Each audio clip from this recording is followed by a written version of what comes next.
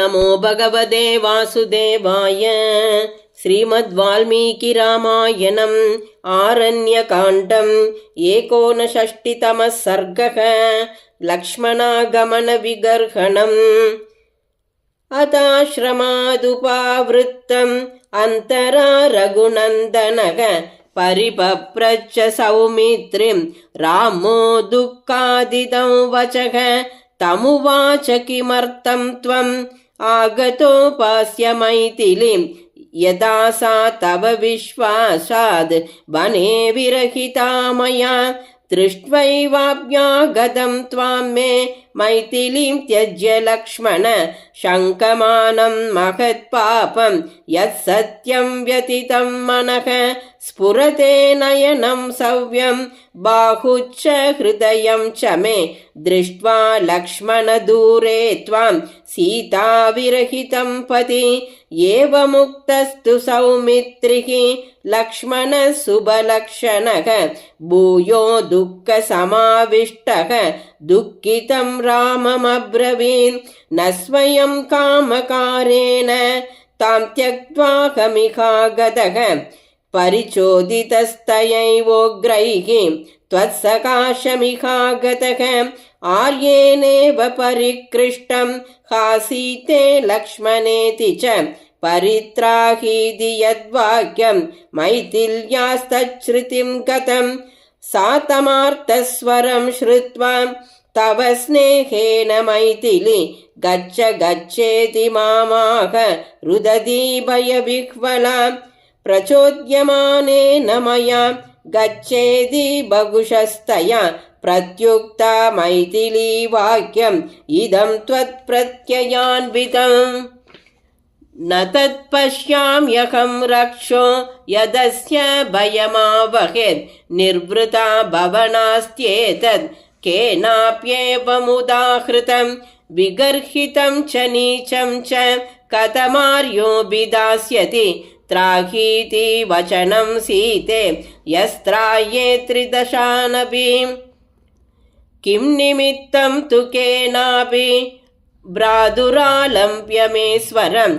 राक्षसेनेरितं वाक्यं त्राहि त्राहीति शोभने। विस्वरं व्याहृतं वाक्यं लक्ष्मण त्राहि मामिति। न भवत्या व्यथा कार्या कुणारी जनसेविता।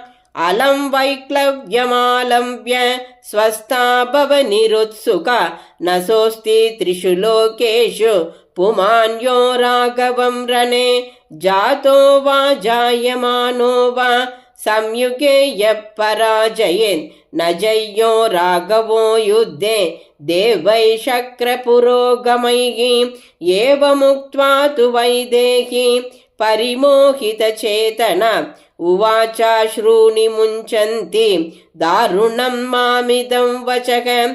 भावो मयि तवात्यर्थं पाप एव निवेशितः। विनष्टे भ्रातरि प्राप्तुं न च त्वं मामवाप्यसि।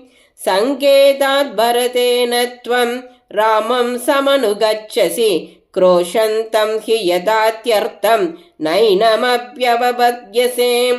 रिपुप्रच्छन्नचारी त्वं मदर्थम् अनुगच्छसि। राघवस्यान्तरं प्रेप्सुः तथैनं नाभिपद्यसे।